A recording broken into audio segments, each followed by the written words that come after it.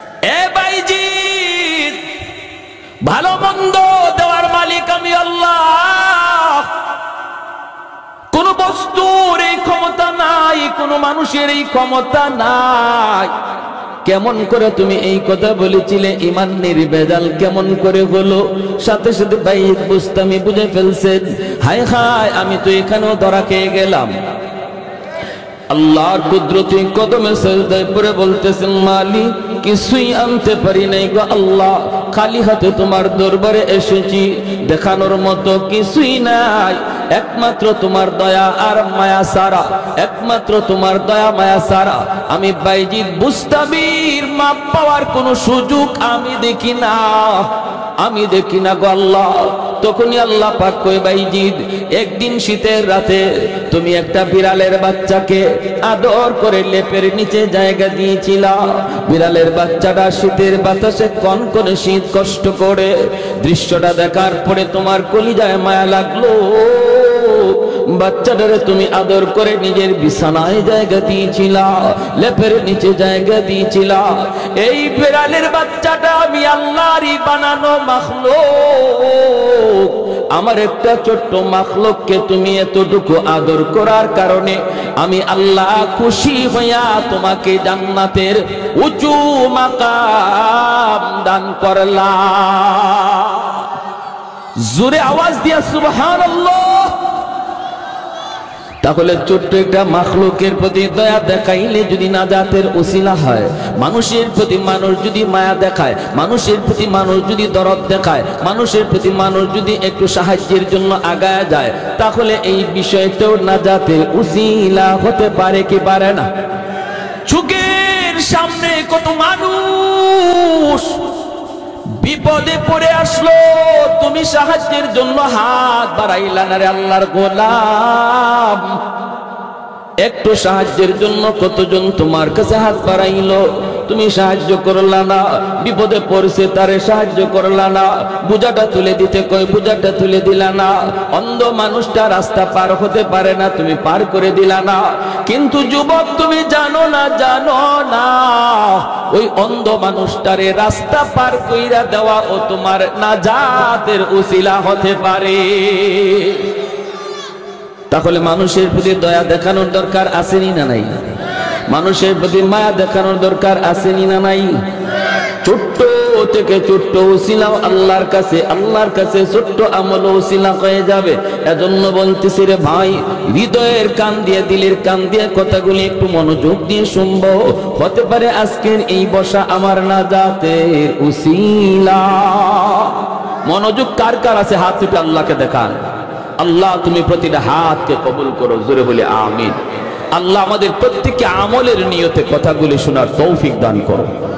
আমি যে আয়াতে কারিমা তেলাওয়াত করেছি, এই আয়াতে আল্লাহ রাব্বুল আলামিন বলেন, ওয়ালানাবলুওয়ান্নাকুম বিশাইইম মিনাল খাউফি ওয়াল জু' ওয়া নাকসিম মিনাল আমওয়ালি ওয়াল আনফুসি ওয়াস সামারাত ওয়া বাশশিরিস সাবিরিন।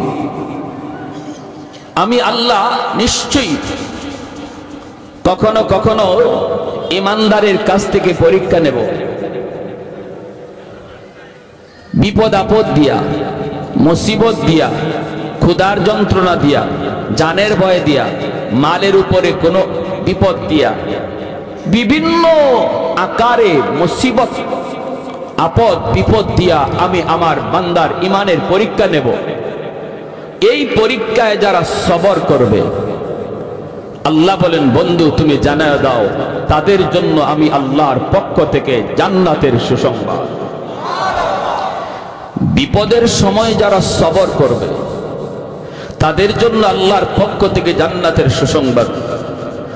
বলুন তো, আমার আপনার জীবনে কম বেশি ছোট বড় বিপদ আসেনি না নাই?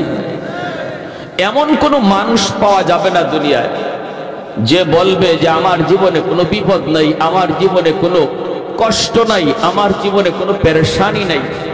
শুধু সুখ আর সুখ এমন মানুষ দুনিয়ায় মিলবে না। কারণ দুনিয়ার বৈশিষ্ট্য হলো কখনো সুখ কখনো দুঃখ, কখনো হাসি কখনো কান্না, কখনো সচ্ছলতা কখনো অভাব। এটা হলো দুনিয়ার বৈশিষ্ট্য। আর আখিরাতের বৈশিষ্ট্য হলো যার কপালে সুখ তার আজীবন সুখী থাকবে, আল্লাহ তারে জান্নাত দিবে, জান্নাতে দুঃখের কোনো লেশমাত্র নাই। আর আখিরাতের জীবনে যার কপালে দুঃখ, ওর কপালে শুধু দুঃখই থাকবে, সুখের কোনো সম্ভাবনা নাই। এজন্য দুনিয়ার এই বৈশিষ্ট্য কখনো সুখ কখনো দুঃখ, বিধায় আমরা কখনো অভাবে পড়ি, কখনো অসুস্থতার মধ্যে পড়ি, কখনো বিভিন্ন মুসিবতে পড়ি। আর আল্লাহ বলছেন এটা ইমানদারের উপরে পরীক্ষা হবেই হবে। যে বলবে আমি ইমানদার, আহাসিবান নাসু আইয়ুতরাকু আইয়াকুলু আমান্না ওয়া হুম লা ইফতানুন। আল্লাহ বলেন মানুষ কি মনে করে সে বলবে আমি ইমানদার, অথচ আমি আল্লাহ তার কাছ থেকে ইমানের পরীক্ষা নেব না? এটা কি মানুষ মনে করে? না না, এমনটা মনে করো না। তুমি যদি বলো আমি ইমানদার, তুমি যদি বলো আমি আল্লাহকে বিশ্বাস করি, তাহলে মনে রাখো তোমার ইমান এত বড় দৌলত, এত বড় দৌলত। তাম দুনিয়ার সমস্ত সহায় সম্পদ যদি এক পাল্লায় রাখা হয়, আপনা থেকে আপনা মুমিনের ইমান এক পাল্লায় রাখা হয়, ইমানের পাল্লা ভারী হবে। যেই ইমানের খাতিরে আমি আল্লাহ তোমার জান্নাত দিব, এত দামি বস্তুর পরীক্ষা কিছু হবেই। সেটা হয়তো বা জীবনে একবার, কারো হতে পারে জীবনে দুইবার, কারো হতে পারে বিপদ, কারো হতে পারে সেই পরীক্ষাটা ছোট, কারো জন্য পরীক্ষা হতে পারে বড়। যার ইমান যত মজবুত তার পরীক্ষা তত কঠিন, যার ইমান যত মজবুত তার পরীক্ষা তত কঠিন। নবীগণের ইমান ছিল খুব বেশি মজবুত, এজন্য নবীদের ইমানের পরীক্ষাও ছিল খুব কঠিন। আর আমাদের ইমানটাই দুর্বল, এজন্য আল্লাহর পক্ষ থেকে পরীক্ষাটাও আসে ছোট ছোট, কখনো অসুস্থতা, কখনো ছোটখাটো বিপদ, কখনো অভাব। এর দ্বারা আমাদের উপরে ইমানে পরীক্ষা আসে। প্যারে হাজিরিন, ওই পরীক্ষাগুলাতে কে সবর করলো আর কে সবর করলো না, এর আলামত হলো বিপদে পইরাও, মুসিবতে থাইকাও, অভাবে থাকাকালীন সময়েও যে মানুষ আল্লাহকে ডাকে, আল্লাহর গোলামি করে, তারে মসজিদে পাওয়া যায়। অভাবে আছে এরপরও মসজিদ ছাড়ে না, অভাবে আছে এরপরও আল্লাহর জিকির ছাড়ে না, অভাবে আছে এরপরও হারাম পথে যায় না। বোঝা গেল সে আল্লাহ দেওয়া পরীক্ষার মধ্যে সে পাশ করেছে, বোঝা গেল সে পরীক্ষায় পাশ করেছে। সাইয়্যিদুনা আইয়ুব আলাইহিস সালাম বহুত বড় আল্লাহর এক পয়গম্বর, বনি ইসরাইলের জলিলুল কদর একজন পয়গম্বর। কি পরিমাণ পরীক্ষা ওনার উপর দিয়ে গেছে, তাহলে একটু আমাদের বুঝে আসবে যে আল্লাহ আমাকে আপনাকে দুনিয়ায় যে ছোটখাটো বিপদ দেয়, এই বিপদগুলা আমাদের জন্য কতটা সহজ। যদি নবীর এই পরীক্ষাটা শুনি আমরা ধারাবাহিকভাবে, তাহলে বুঝতে পারবো ইমানি পরীক্ষা কত কঠিন আর আমাদের উপরে যা আস। ঠিক কিনা, ঠিক কিনা? মনোযোগ আছে তো ইনশাআল্লাহ? সবার মনোযোগ আছে তো ইনশাআল্লাহ? ভাইরা আমার, হযরত আইয়ুব আলাইহিস সালাম বনি ইসরাইলের বহুত বড় একজন জলিলুল কদর পয়গম্বর। আল্লাহ পাক এমন এমন নিয়ামত তারে দিয়া রাখছেন, নিয়ামতের সাগরে হাবুডুবু খাইতেছিলেন, কোন দিক দিয়ে কোনো অভাব নাই, কোনো অভাব নাই। যেমন আল্লাহ তারে সুস্থতার নিয়ামত দিছেন, তেমন আল্লাহ তারে দৌলত দিছেন, সহায় সম্পদ দিছেন, রাজত্ব দিছেন। 6টা জোয়ান জোয়ান ছেলে আল্লাহ তারে দিছেন, ছেলেরাও জোয়ান। আর 4 জন বিবি দিছেন। সর্বদিক দিয়ে 70 বছরের হায়াতের জীবন, সুস্থতার 70 বছরের হায়াতের জীবনে ওনার একটা মাথা ব্যথা পর্যন্ত হয় নাই। তাফসীরি কিতাবে লিখেন ঘাম বিচি পর্যন্ত উঠে নাই। আল্লাহ তারে এত নিয়ামত দেয়া রাখছেন, যেরকম সুবহানাল্লাহ। আমার ভাইয়েরা, বন্ধুরা, যুবক, সুস্থতার চেয়ে বড় নিয়ামত আর কিছু নাই।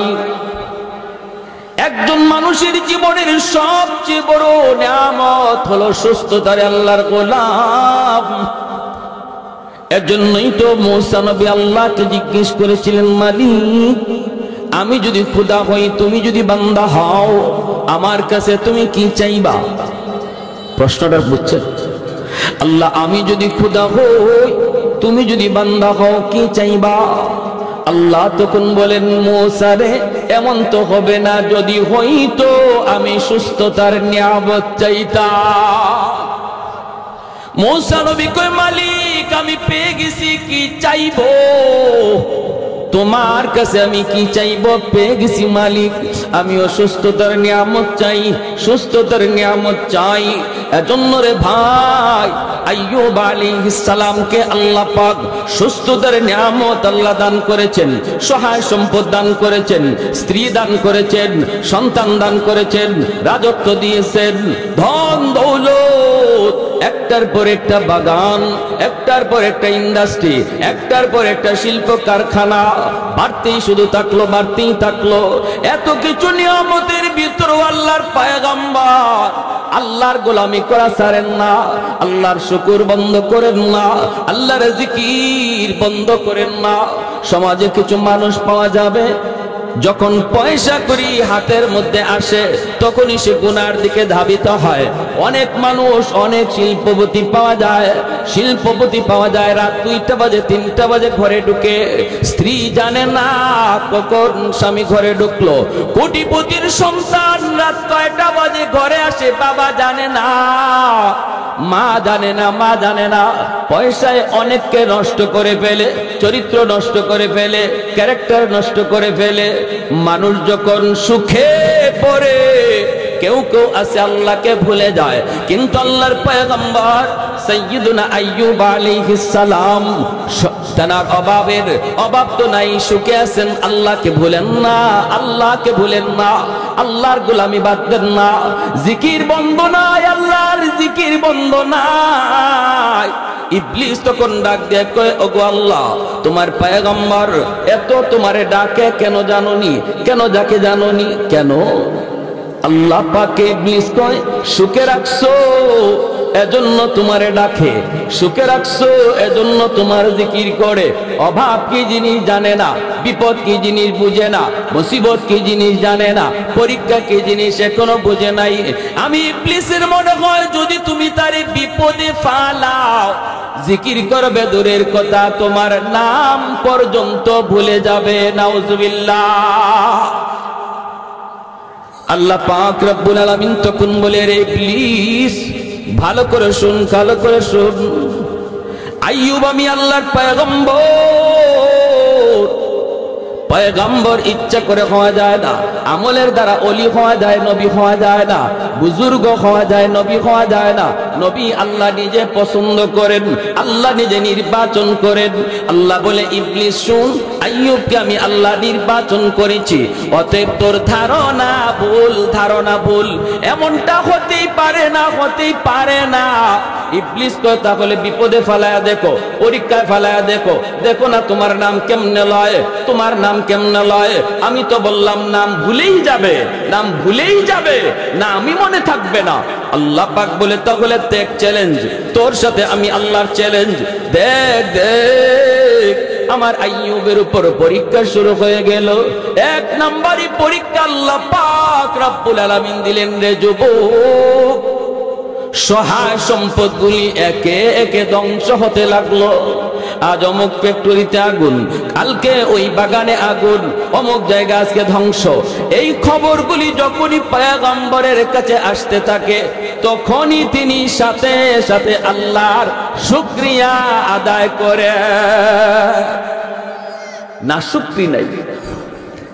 আল্লাহ পাক কই, দেখছেন বিপদ তো আমি আল্লাহ দিলাম, কিন্তু না শুকরি নাই, না শুকরি নাই, এখনো শুকর করে, এখনো আমি আল্লাহকে ইয়াদ করে। এতগুলি সহায় সম্পদ নষ্ট হয়ে গেল, এরপরেও কিন্তু আমি আল্লাহকে ভুলে না। ইবলিস কই, মালিক জানুনি কেন, কেন? কই, রাজত্ব রাখছো এজন্য, আল্লাহ রাজত্ব কেড়ে নিলেন, তখনও ইনি শুকরিয়া আদায় করে।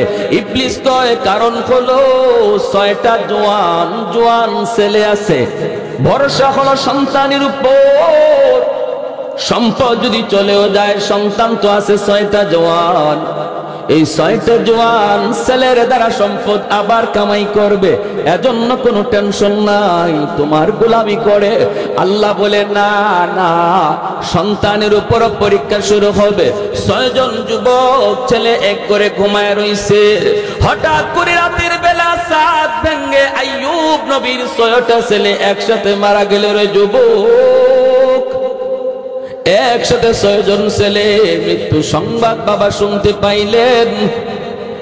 এরপর নবী শুকরিয়া আদায় করে জোরে কোন সুবহানাল্লাহ। আল্লাহর কাছে ডাক দেয়া কর, মালিক সন্তান তো আমার কাছে ছিল আমানত, এই সন্তানের মালিক তো আমি না, সন্তানের মালিক তুমি। আমার আপনার কাছে সন্তান আল্লাহর তরফ থেকে আমানত, দখলে আমার। এই সন্তান নিজের খুশি মতো চালানো যাবে না, আমানতের বস্তু নিজের মর্জি মতো ব্যয় করা যায় না, করলেই সেটা খেয়ানত হয়। আমানতের বস্তু নিজের মর্জি মতো ব্যয় করা যায় না, করলেই সেটা খেয়ানত হয়। কেমনে ব্যয় করতে হয়? কয় মালিকের নির্দেশ মতো, মালিক যেভাবে বলে সেইভাবে, তাহলেই আমানতদারি রক্ষা হয়। সন্তান আল্লাহ তরফ থেকে আমার আপনার কাছে আমানত।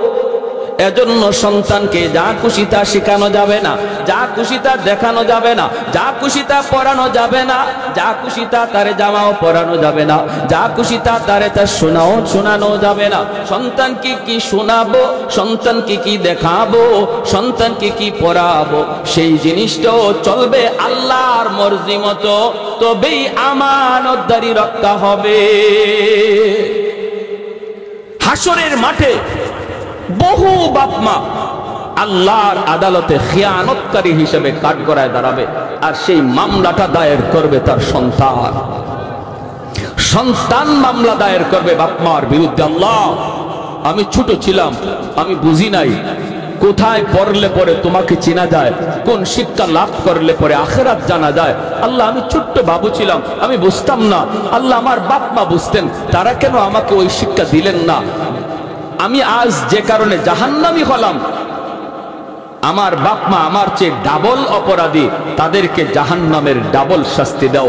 রব্বানা আতিহিম দিআফাইনি মিনাল আযাব ওয়াল আনহুম লা'নান কাবীরা। সন্তান বাপ মাকে আল্লাহর আদালতে আসামির কাঠগড়ায় দাঁড় করায় দিবে। অনেক বাপ মা সন্তানের মামলায় আল্লাহর আদালতে আসামি হবে, তারা যারা সন্তানের ব্যাপারে খেয়ানত করেছে। সন্তানের ব্যাপারে কি করেছে? খেয়ানত করেছে।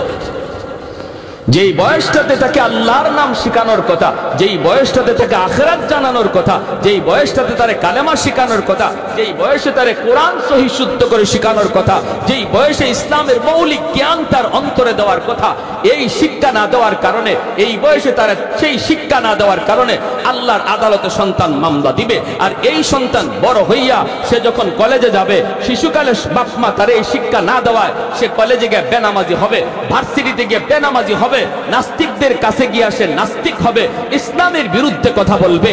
আর যেই সমস্ত বাপ মা সন্তানের ব্যাপারে আমানতদারি রক্ষা করেছে, শিশুকালেই তারে দিন শিখাইছে, শিশুকালেই তারে নুরানি মাদ্রাসায় পড়াইছে, আল্লাহকে চিনাইছে, পরকাল বুঝাইছে, এই ছেলে যদি কলেজেও যায় বেনামাজি হবে না, নামাজি হবে। এই ছেলে যদি ইঞ্জিনিয়ার হয়, নাস্তিকদের ভিড়ে যায়ও সে কোরআনের পক্ষেই কথা বলবে, উলামায়ে কেরামের পক্ষে আওয়াজ দিবে, কোরআনের পক্ষেই সর্বদা জয় গান গাবে। হাজারো নাস্তিকের ভিতরে তাকবীরের আওয়াজ উঠাবে। মুস্কান ভারতের নারী মুস্কানের মতো আওয়াজ দিয়ে এখন ঠিক কিনা? প্যারে হাজিরিন, এজন্য বলি ভালো করে ইয়াদ রাখবেন, আমরা যারা বাবা হয়েছি আমাদের বহুত বড় জিম্মাদারি আছে, বহুত বড় জিম্মাদারি ভাই। এই জিম্মাদারিতে যদি গাফলতি করি সন্তানের মামলায় ধরা খেয়ে যাব, সন্তানের মামলায় ধরা খেয়ে যাব। আল্লাহ আমাদেরকে সহি বুঝদান করুন, সবাই বলে আমিন। হযরত আইয়ুব আলাইহিস সালামের কাছে যখন 6টা সন্তান মারা যাওয়ার খবর আসলো, তখনও নবী নিরাশ হন নাই, নাশুকরি করেন নাই, আল্লাহর দরবারে শুকরিয়া আদায় করে বলছেন, আল্লাহ, সন্তান ছিল আমার কাছে আমানত, আমানতের বস্তু তুমি তোমারটা নিয়ে গেছো। আল্লাহ, আমার সন্তান যে পথের পথিক, আমিও সেই পথের প্রতীক। আজ গেছে আমার সন্তান, কাল যাব আমি।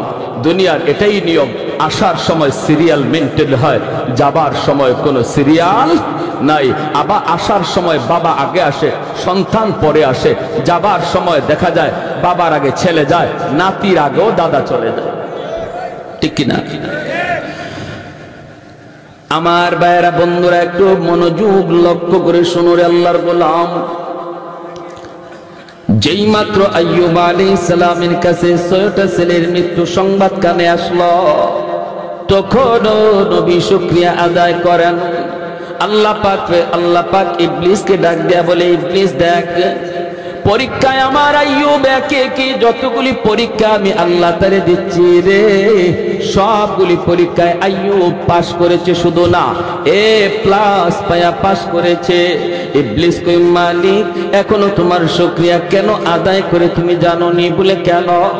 এখনো তার 4টা স্ত্রী এখনো জমিনে আছে গো। 4 জন স্ত্রী যেই স্বামীর আছে তার কিসের টেনশন? ছেলে 6টা চলে যাক না 10টা চলে যাক, স্ত্রী তো আছে, সন্তান আবার দুনিয়া আসবে।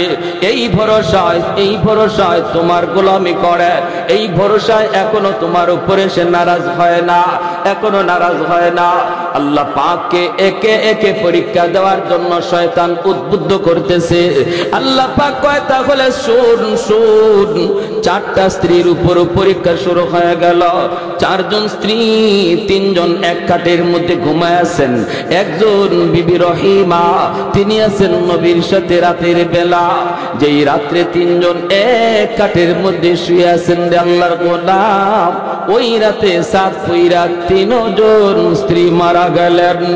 এই খবর নবীর কাছে যখন আসলো, তখনও নবী না শুকরি করে না, তখনও আল্লাহর শুকরিয়া আদায় করে, তখনও আল্লাহর শুকরিয়া আদায় করে। আল্লাহ পাক রব্বুল আলামিন কয়, এরে ইবলিস, দেখ তো দেখি, দেখ আমার পয়গম্বর আইয়ুব কিন্তু এখনো আমি আল্লাহর শুকরিয়া আদায় করে। ইবলিস তখন কয়, কি শুনবেন?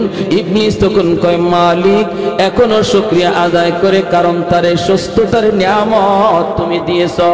হাত 2টা এখনো তার সুস্থ, পা 2টা এখনো সুস্থ, এখনো সে সুস্থ শরীর নিয়ে চলাফেরা করতে পারে। এজন্য তোমার শুকরিয়া আদায় করে।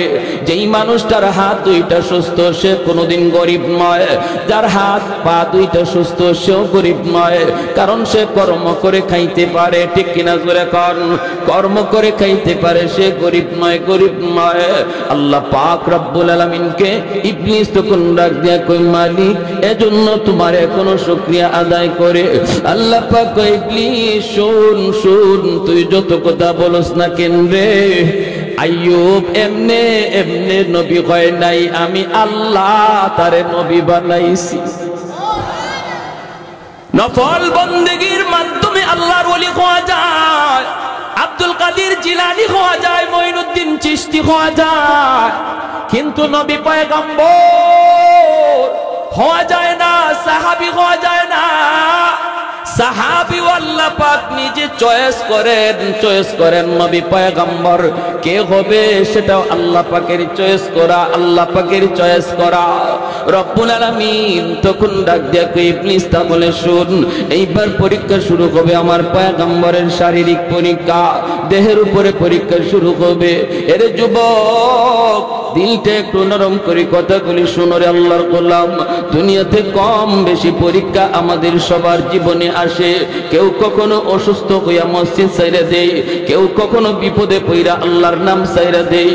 আমি আমার জীবনে পেয়েছি, সিলেটের এক জায়গায় ওয়াজে গিয়েছিলাম, মানুষজন আমারে কইতেছে, হুজুর ওই যে একটা ঘর দেখতেছেন, এই ঘরের লোকটা ছিল অনেক নামাজি বড় দিনদার, লোকটা ছিল বড় নামাজি বড় দিনদার। হঠাৎ করে লোকটা একটা বিপদে পড়ে গেল।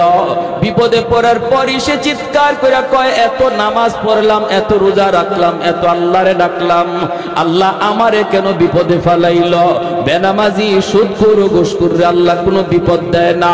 আমাকে বুঝি আল্লাহ দেখলো, এই পয়লা মসজিদ ছেড়ে দিছে হুজুর, এখন আর মসজিদে আয় না, আল্লাহর বিরুদ্ধে কথা কয়, রাস্তায় রাস্তায় ঘুরে নাস্তিকদের মতো কথা কয়।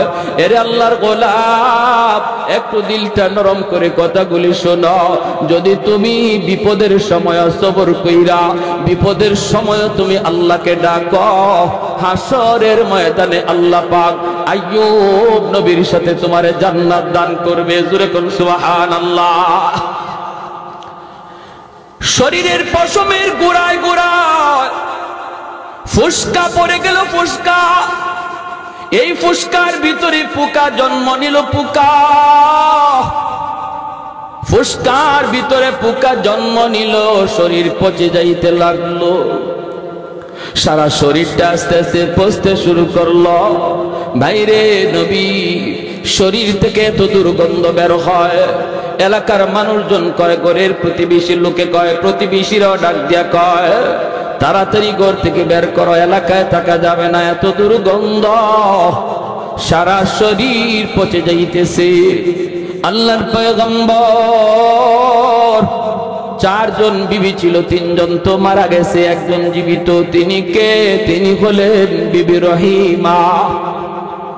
মানুষজন ডাইকা কয়, রহিমা, ও রহিমা, আমরা সবাই গেলাম, তুমিও কি যাইবা না স্বামীর সাথে থাকবা? আল্লাহর বান্দী তখন বলতেছে, তোমরা সবাই চলে যেতে পারো গো, কিন্তু আমার স্বামী আমি ছাড়ব না,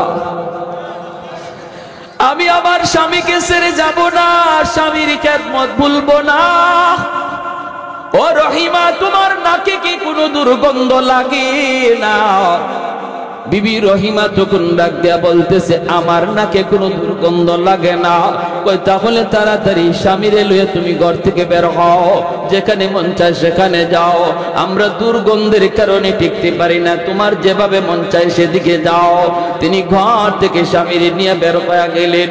আল্লাহর পয়গম্বর আইয়ুব আলাইহিস সালাম, যার এক সময় এই এলাকার রাজত্ব ছিল, এক সময় আল্লাহ পাক তারে কোটি কোটি সম্পদের মালিক দিয়া রাখলো। 24 ঘন্টা তার দরজার পাশে অভাবী মানুষ দাঁড়ায় থাকত, অনবরত যাদেরকে তিনি দান করতেন। আজ ওই মানুষগুলো কয়, রহিমা তাড়াতাড়ি যাও, তাড়াতাড়ি সরো গো, এলাকায় থাকতে পারি না। কই যাইবা তুমি জানো? ঘর থেকে বের হইয়া আল্লাহর বান্দি স্বামীরে নিয়ে তিনি রাস্তায় আসলেন। রাস্তা দিয়ে পথিকেরা যায়, পথিকেরা ডাক দেয়া কয়, রহিমা, রাস্তা থেকে স্বামীরে নিয়ে যাবায় মন চায় সেদিকে যাও, আমরা রাস্তায় হাঁটা চলা করতে পারি না, রাস্তায় আমরা হাঁটা চলা করতে পারি না। আল্লাহর বান্দি স্বামীর নিয়া চোখের পানিটা মইসা মইসা তিনি বের হয়ে যাইতেছেন। তিনিও সাধারণ কোন মহিলা না রে ভাই, তোমরা মনে করতে পারো তিনি হয়তো কোনো গরিব গরিব মেয়ে ছিলেন, এজন্য তিনি স্বামীর নিয়ে বের হচ্ছেন না। বিবি রহিমা তিনিও ছিলেন কে? তিনিও ছিলেন নবী পরিবারের সন্তান, হযরত ইউসুফ আলাইহিস সালামের নাতিন, ছেলের ঘরের নাতিন। আল্লাহু আকবার।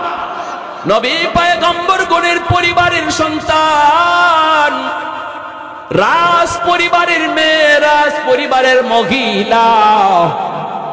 মুহূর্তের ভিতরে তিনিও স্বামীরে ফালায়া চলে যেতে পারতেন, কারণ বাবার বাড়ি হলো রাজবাড়ি, বাবার বাড়ি হলো রাজবাড়ি, আবার নবী পরিবারের একজন মেয়ে। কিন্তু না না, তিনি বুঝতেন স্বামীর কদর, স্বামী কত বড় দৌলত, এটা তিনি বুঝতেন। বিদায় বলছেন, তোমাদের নাকে গন্ধ লাগে, কিন্তু আমার স্বামীর পচা গন্ধ আমার নাকে লাগে না। রাস্তার পাশেও ডাকতে দিল না, স্বামীকে লইয়া মাঠে চলে গেলেন। মাঠে, ও আমার বিনোদর চোরের মা বোনেরা, একটু মনোযোগ দিয়া খেয়াল করে শুনো গো মা, তোমাদের ঘটনা বলতেছি, তোমাদের একটা ইতিহাস বলতেছি। কাকে বলে স্ত্রী, কাকে বলে স্বামী, কাকে বলে সংসার, একটু মনোযোগ দিয়ে শোনো, এমন সংসার যদি করতে পারো ঘরটা জান্নাতি ঘর হয়ে যাবে। এই সন্তানগুলিকে আল্লাহ জান্নাতি সন্তান বানায় দিবে, মেধাবী সন্তান আল্লাহ বানায় দিবে। যেই ঘরের মধ্যে স্বামী স্ত্রীর ভিতরে মহব্বত থাকে, এই ঘরের সন্তানগুলিকে আল্লাহ পাক মেধাবী বানায় দেয়, হাফেজে কোরআন বানায়, আলেমে দ্বীন বানায়, মুফতি মুহাদ্দিস বানায়। যেই ঘরে স্বামী স্ত্রীর মধ্যে ঝগড়া হয়, যেই ঘরে স্বামী স্ত্রীর মধ্যে গালাগালি হয়, এই ঘরে সন্তান চেষ্টা করো তার মেধাবী বানানো যায় না। কারণ বাপ মার সর্বদা ঝগড়া আর গালাগালির বদাসর সন্তানের উপরে যায় পড়ে। তুমি যদি সন্তানকে মানুষের মতো মানুষ বানাইতে চাও, আগে ঘরটারে সুন্দর করো, ঘরটারে সুন্দর করো। ভাইয়েরা বন্ধুরা, মাঠে তিনি চলে গেলেন, রাস্তা থেকে মাঠে গেলেন স্বামীকে লইয়া। স্বামী গ, এক সময় তোমার আঙ্গুলের ইশারায় এই এলাকা চলতো, আজকে এলাকার মানুষ তোমারে ঘরে জায়গা দেয় না, রাস্তায় জায়গা দেয় না, মাঠে চলো। মাঠে গেলেন, কৃষকেরা আসতে দৌড়ায় আইসা বলতেছে, রহিমা এখানে যদি স্বামীর নিয়ে থাকো আমরা মাঠে কোনো কাম কাজ করতে পারবো না, এত দুর্গন্ধ, এত দুর্গন্ধ, আমরা মাঠে কাম কাজ করতে পারবো না, তুমি অন্য কোথাও চলে যাও। আল্লাহর বান্দি স্বামীর নিয়ে তিনি কোথায় যাবেন, কোন দিকে যাবেন? জঙ্গলের দিকে রওনা দিয়েছেন। জঙ্গল, জঙ্গলের পাশে যায় তিনি দেখতে পেলেন একটা ডাস্টবিন, সর্বদা দুর্গন্ধ বের হয়। ডাস্টবিনের পাশে যায় তিনি জায়গা করে নিলেন। এই ডাস্টবিনের দুর্গন্ধের কারণে কোনো মানুষজন এই রাস্তা দিয়ে, এই জায়গা দিয়ে যাতায়াত করে না। তিনি বুঝলেন মানুষ যখন আসে না, তাহলে আমাকে কেউ এখান থেকে সরাবে না। এই জায়গাটাতে স্বামীকে নিয়ে তিনি থাকতে শুরু করলেন। ডাস্টবিনের গন্ধ আল্লাহর বান্দির নাকে লাগে না, স্বামীর দুর্গন্ধ নাকে লাগে না। এখানেই স্বামীকে নিয়ে তিনি পইরা আছেন। বাইরে একদিন দুই দিন নয়, মাসকে মাস চলছে। দিনের বেলা মানুষের বাড়িতে যান কাম কাজ করার জন্য, যাইয়া তিনি কাম কইরা কিছু খাবার সংগ্রহ কইরা স্বামীকে আইনা খাওয়ান, হালুয়া খাওয়ান, হালুয়া। শক্ত খাবার খাওয়াইতে পারেন না, স্বামী খাইতে পারেন না। আইয়ুব আলাইহিস সালামের পুরা দেহটা পুকে খেয়ে ফেলতেছে, জিহ্বাটা এখনো পুকে ধরে নাই। আইয়ুব নবী ডাক দিয়া কয়, মালিক সারা দেহ আমার পুকে খাক, আমার আপত্তি নাই, আপত্তি নাই। যখনই আমি তোমাকে জিহ্বা দিয়া আল্লাহ কইয়া ডাক দিতে দেই, সাথে সাথে আমার সব কষ্ট আমি ভুলে যাই। ও মালিক, এজন্য তোমার কাছে আমার আবদার, আমার জিহ্বাটারে তুমি পোকা দিয়া খাওয়ায়ো না, যেন আমি জিহ্বা দিয়ে তোমাকে আল্লাহ আল্লাহ কইয়া ডাকতে পারি। জোরে কোন সুবহানাল্লাহ। ভাইরা আমার, আল্লাহর বান্দি মানুষের বাড়িতে যে কাম করেন, হালুয়া পাকায়া স্বামীরে তিনি খাওয়ান। কেমনে খাওয়ান রে ভাই? চামচ দিয়া খানা দিতে পারেন না, দিলে পরে চামচটা লাগলে নবী ব্যথা পান, কারণ দাঁতের মাড়িটা পর্যন্ত পচে গেছে, এমনি ভাবে ঠোঁট পর্যন্ত সব পচে গেছে। চামচ যদি লাগে সাথে সাথে তিনি ব্যথা পান, ব্যথা পান। তখন আল্লাহর বান্দি তিনি আঙ্গুল দিয়েও খাওয়ান না, হাত দিয়া খাওয়াইতে গেলে আঙ্গুলটা যদি এই আক্রান্ত জায়গায় লাগে, যদি মুখের এই আক্রান্ত জায়গায় আঙ্গুলের নখটা লাগে, নবী ও কয়ে চিৎকার করে কান্দা উঠেন। এজন্য বিবি রহিমা চামচ দিয়েও না, আঙ্গুল দিয়েও না, নিজের জিহ্বাটারে তিনি চামচ বানাইয়া এই জিহ্বার মধ্যে হালুয়া উঠাইয়া জিহ্বাটা স্বামীর মুখের ভিতরে ঢুকাইয়া খানা খাওয়ান। অলকমের ভিতরে জিহ্বাটা ঢুকে তিনি খানা খাওয়ান। এইভাবে তিনি স্বামীরে খাওয়ান। দিনের বেলা তিনি মানুষের বাড়িতে যায় কাম করেন, কিছু কাম কইরা খাওয়ানোর ব্যবস্থা করেন। এইভাবেই চলছে, এইভাবেই চলছে রে ভাই। ভাইয়েরা বন্ধুরা, একদিন তিনি কাম পান নাই, কোথাও কোনো কাম কাজ পান নাই। গেছেন একজন ইহুদি মহিলার বাড়িতে, যাইয়া তিনি বলতেছেন, মা গো, ঘরে কোনো কাম আসেনি, আমাকে কোনো কাম দেওয়া যাবেনি। মহিলায় কয়, না না, আমার বাড়িতে কোনো কাম নাই, কাজের লোক লাগে না, কাজের লোক লাগে না। তখন তিনি বলতেছেন, তুমি হালুয়া পাকাইছো, একটু হালুয়া দিবানি, আমার স্বামীর জন্য একটু হালুয়া নিব।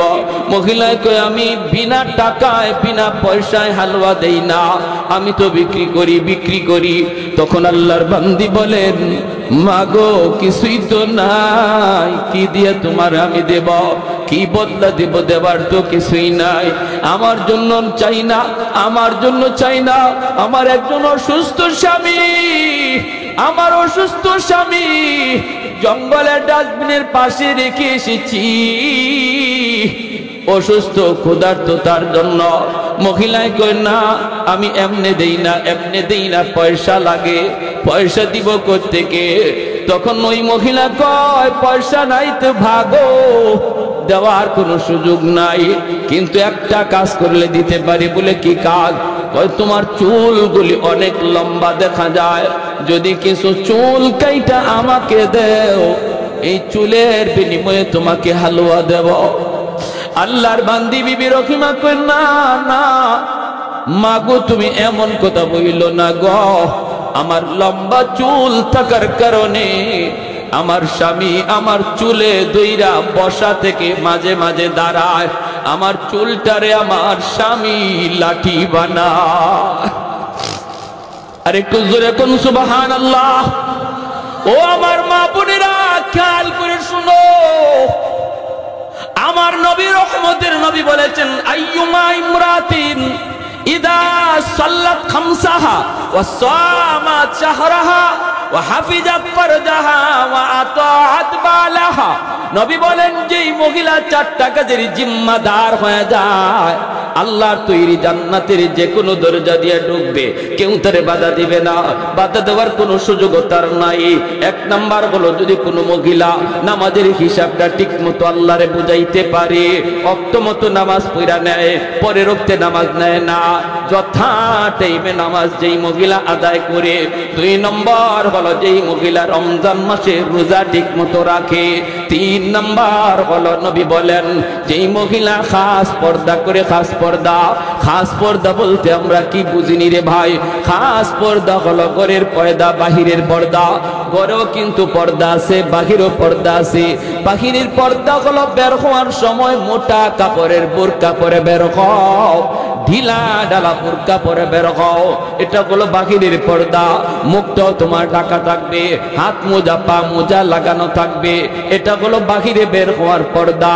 আর যদি একান্ত ঘরে তুমি থাকো, তুমি ঘরে থাকো, ঘরেই থাকো, একান্ত প্রয়োজনে বের হলে মোটা কাপড়ের বোরকা পরে বের হবা। ঘরের ভিতরে থাকলে তোমার পর্দা আছে। চাচাতো ভাইয়ের সাথে পর্দা করা তোমার ফরজ, মামাতো ভাইয়ের সাথে পর্দা করা ফরজ, খালাতো ভাইয়ের সাথে পর্দা করা ফরজ। এমনি ভাবে ভাইয়েরা বন্ধুরা, গ্রামের সম্পর্কের চাচা, গ্রামের সম্পর্কের নানা, গ্রামের সম্পর্কের দাদা, গ্রামের সম্পর্কের মামা, গ্রামের সম্পর্কের যত যা কিছু আছে সব হলো তোমার জন্য বেগানা, বেগানা। তাদের সাথে দেখা করা তোমার জন্য হারাম, কথা বলা হারাম।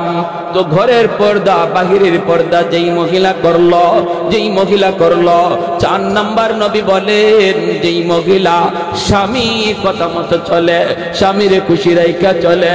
যেই মহিলা মারা যায় আর ওই অবস্থায় তার স্বামী তার উপর খুশি থাকে, নবী বলেন, মরতে দেরি, জান্নাতে যাইতে দেরি না।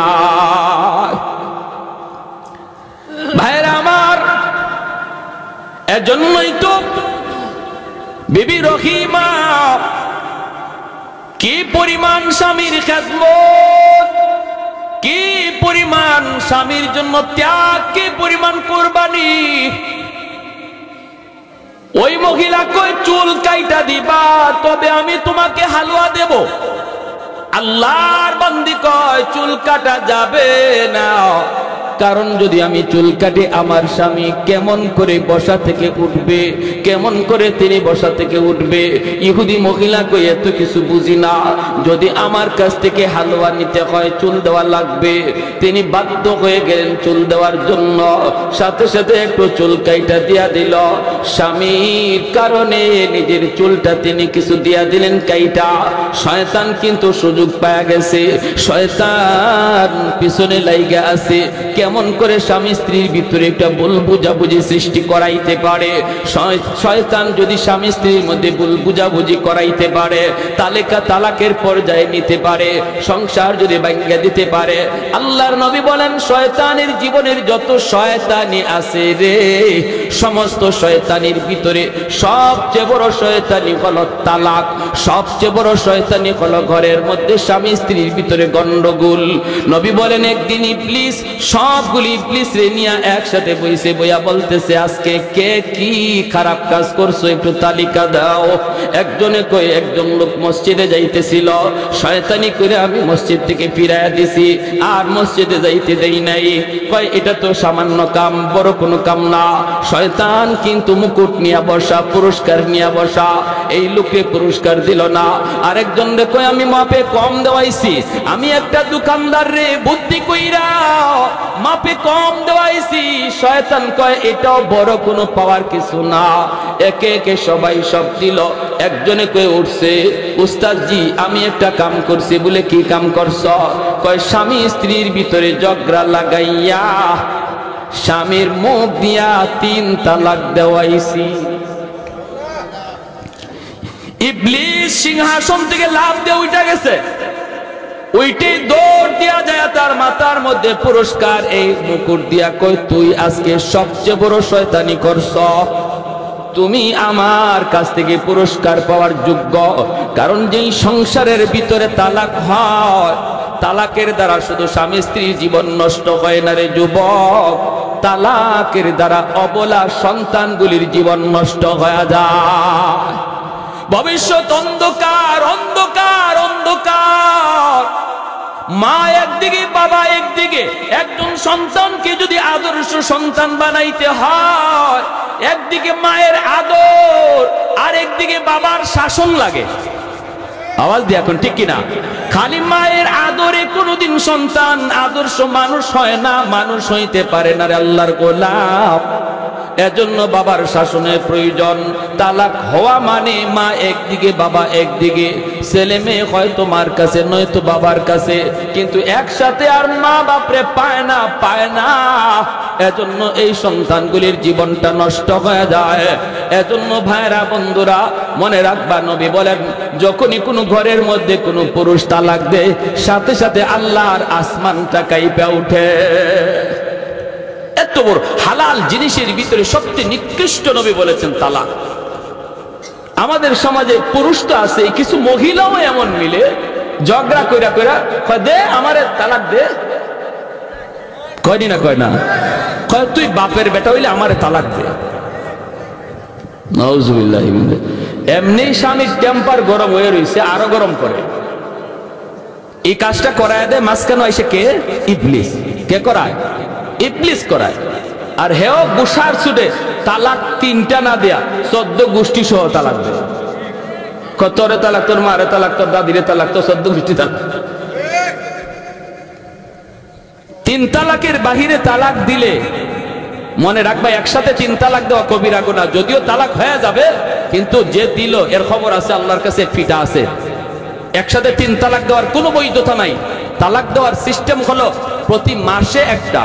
যদি আপনি শাসন করলেন, আপনি বুঝাইলেন, পরিবারের লোক আনলেন, বসলেন দুই পক্ষ লইয়া, এরপরও সমস্যার সমাধান হয় না, আপনার বিবি উল্টা পথেই চলে, উল্টা পথেই চলে, বিছানা পরিত্যাগ করলেন, আপনি তার থেকে দূরে থাকলেন, কথা বন্ধ রাখলেন, হালকা একটু মারধর। নবী বলেন হালকা মারধর এর মানে বাঁশ লইয়া লাঠি লইয়া ফিরানি না, মেসওয়াক লইয়া একটু আস্তে কইরা একটু আঘাত দেওয়া, এর মানে একটু সেজন্য অপমান বোধ করে, হায় রে আজকে আমার স্বামী হাত উঠায় ফেলছে, এতটুকু যেন তার অনুভূতিতে লাগে, তার ইজ্জতে যেন লাগে, এজন্য একটু হাত উঠানি। এর মানে এই না লাঠি লইয়া শরীরে দাগ ফেলাইয়া দেওয়া, এরকম না, হালকা